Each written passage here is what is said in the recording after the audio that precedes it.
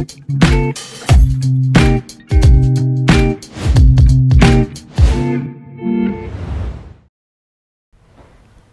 jumpa di podcast RRI Manokwari edisi kali ini, dan tentunya dengan topik yang berbeda untuk Anda.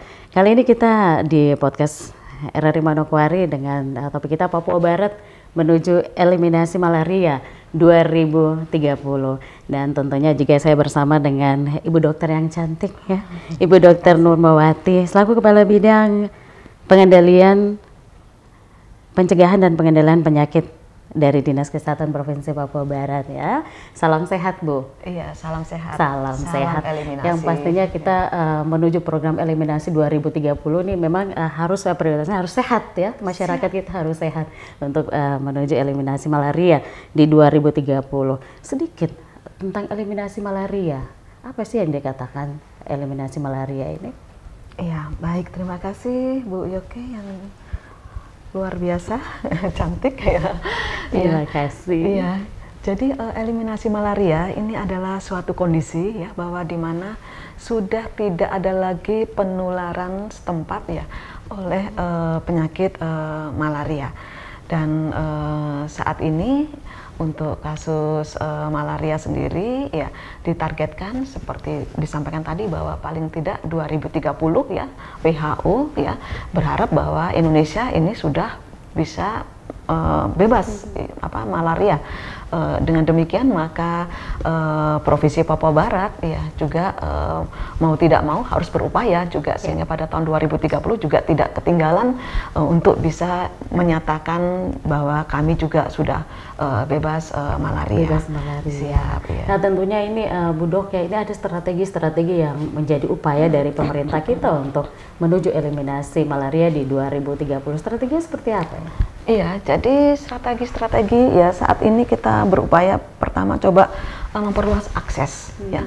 Jadi karena kita ingin bebas malaria maka tentu saja tugas dari pemerintah untuk memastikan bahwa masyarakat mudah untuk bisa mengakses ya apabila ya dia menderita penyakit malaria. Jadi saat ini semua puskesmas yang ada di Provinsi Papua Barat ini sudah siap untuk bisa melakukan penemuan kasus melalui dengan pemeriksaan laboratorium ya, kemudian menyediakan pengobatan ya semuanya secara gratis.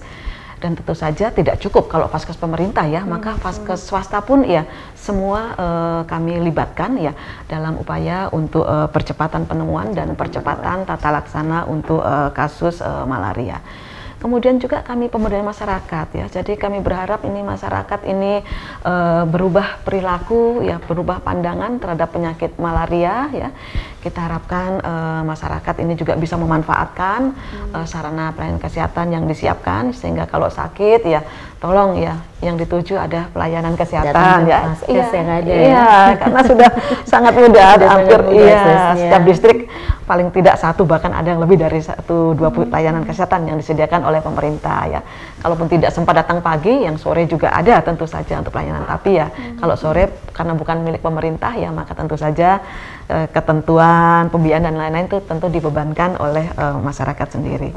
Iya. Kemudian juga kita harap merubah perilaku terhadap penularan ya. Jadi perilaku ini yang penting ini menjadi pemahaman masyarakat kita. Iya, jadi ayo malaria itu penyakit yang nggak enak loh ya, yang bahkan bisa menyebabkan kematian ya. Jadi kita harapkan masyarakat juga bisa melindungi dirinya untuk tidak tertular penyakit malaria dengan memanfaatkan kelambu yang dibagikan, kemudian juga menghindari ya sedapat mungkin menghindari semua gigitan nyamuk ya, khususnya nyamuk yang di malaria yang biasa aktif di malam hari. Nah, Bu Dok, ini kan juga terkait dengan kondisi strategis kita, apalagi kita di Kota Manokwari ya. Nah, apakah ini memang berpengaruh dengan adanya perkembangbiakan dari nyamuk malaria ini, apalagi wilayah Manokwari mungkin kita ada di daerah yang panas ya, mungkin berbeda dengan daerah-daerah yang di luar sana. Iya, jadi ya betul sekali, sangat-sangat berpengaruh sekali ya untuk kita yang di daerah tropis ini ya, di mana curah hujan cukup tinggi ya, kemudian juga potensi untuk terjadinya genangan-genangan air juga cukup tinggi ya, Sehingga memang masyarakat Manokwari ya ini berada di wilayah yang memang sangat terancam tinggi ya terhadap penularan penyakit malaria ya. Bahkan kalau lihat kita data kasus ya, maka ya hampir 70% kasus yang ada di Papua Barat ini adalah dilaporkan dari Kabupaten Manokwari. Dari Kabupaten Manokwari, artinya bahwa Kota Manokwari atau Kabupaten Manokwari ini memang memiliki persentase tinggi. Iya, untuk saat ini berdasarkan data yang masuk kepada kami ya, bahwa Manokwari saat ini menjadi penyumbang kasus yang tertinggi, malaria terbesar, tertinggi di Papua Barat. Karena jumlah penduduk juga kan paling banyak di Manokwari ya, jumlah penduduk, sehingga kontribusi sumbang kasus juga akhirnya relevan dengan jumlah penduduk. Ya, nah ini juga terkait dengan langkah-langkah strategis yang mungkin dilakukan untuk memberikan edukasi langsung nih ke masyarakat kita, terutama untuk tadi Bu Dok katakan bahwa ini Manokwari dengan kasus tertinggi loh. Nah, bagaimana ini mencegahnya untuk turun memberikan edukasi ke masyarakat kita?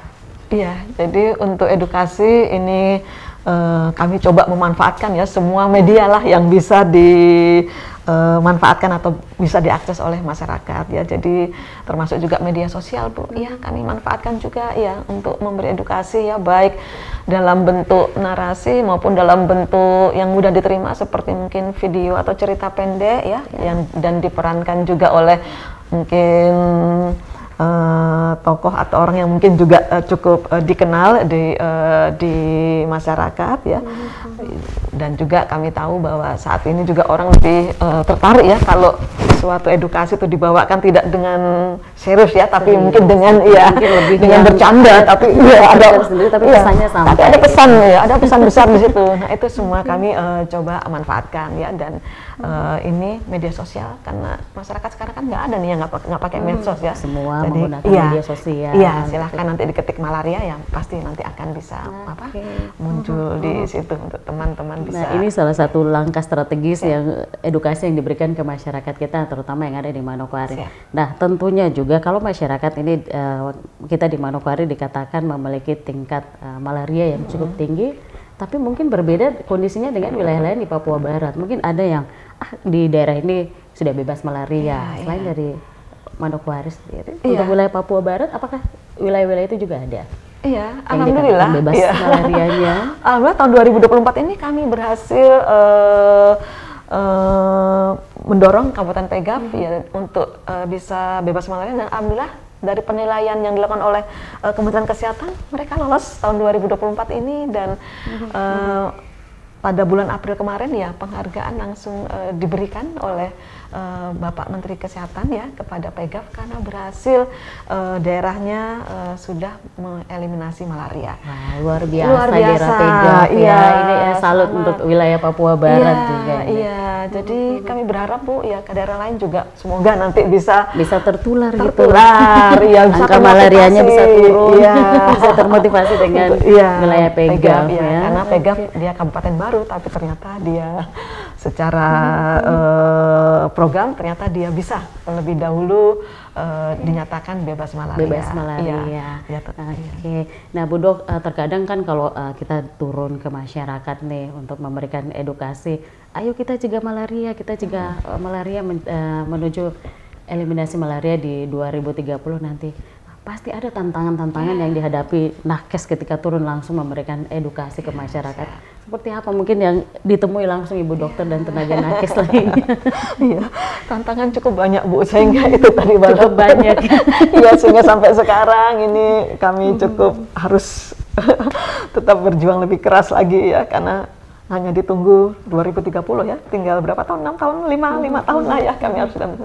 Nah, tantangan terbesar, nah ini tadi karena malaria ini identik ya dengan penyakit yang sudah umum di masyarakat ya, bahkan menjadi label nih tanah Papua ya, artinya pasti ada dengan malaria ya. Maka tentu anggapan masyarakat juga terhadap malaria juga sudah tidak seperti penyakit yang lain ya. Kalau kita bilang tipes, langsung masyarakat takut.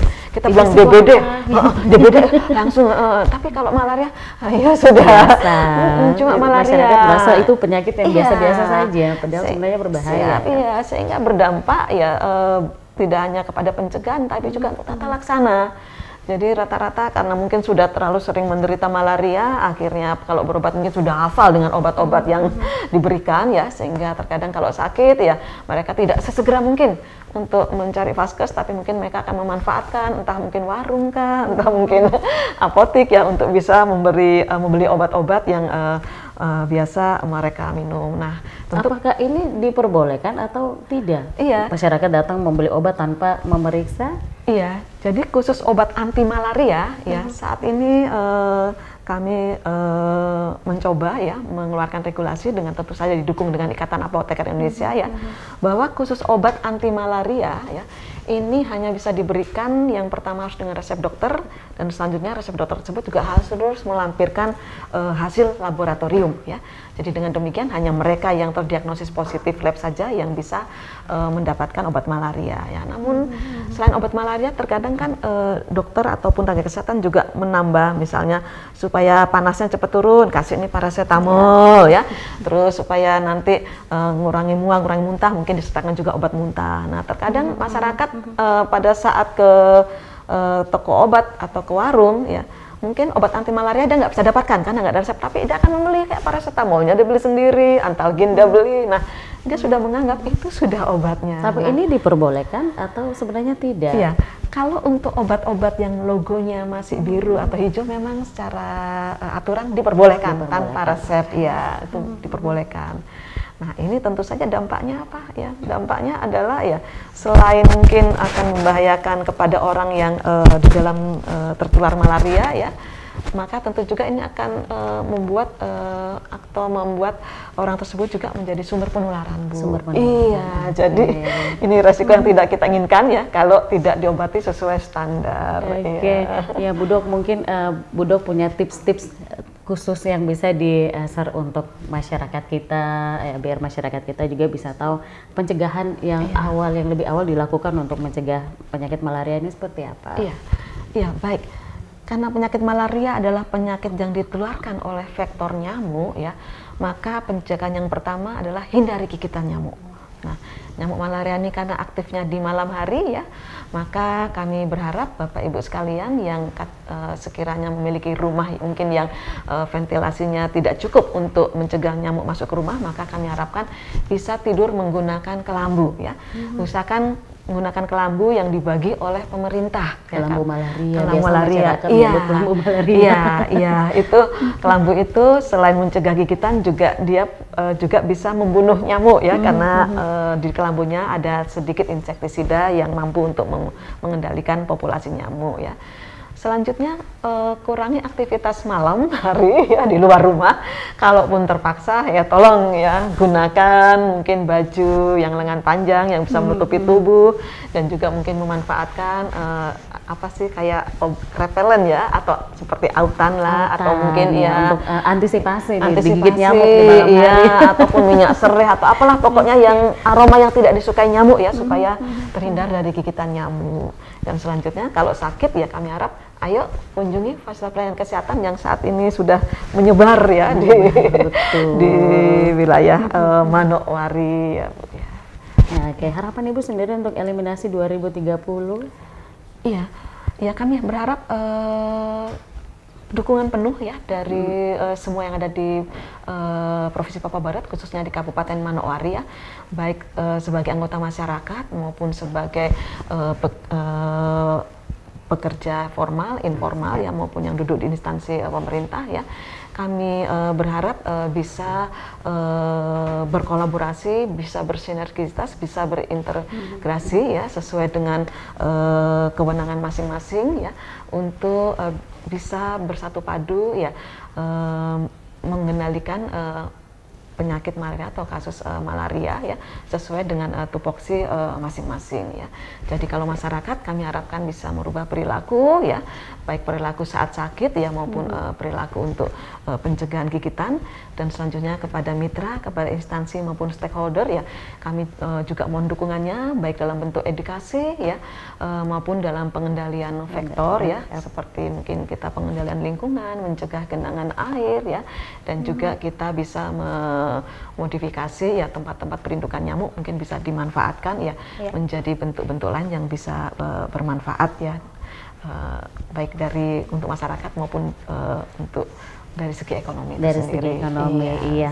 Bu Dok, tentunya ini informasi menarik yang kita hadirkan untuk masyarakat kita, untuk memberikan edukasi kepada masyarakat kita menuju eliminasi malaria di 2030. Terima kasih juga Bu Dokter sudah memberikan banyak sekali informasi untuk masyarakat kita. Jadi sama-sama kita bergerak menuju eliminasi malaria di 2030 ya. Iya, terima kasih juga Bu Yoke karena Bu Yoke hari ini menunjukkan bahwa RRI juga berkontribusi dan mengambil langsung perannya dalam eliminasi malaria, melalui penyebarluasan edukasi dan informasi ya. Makasih.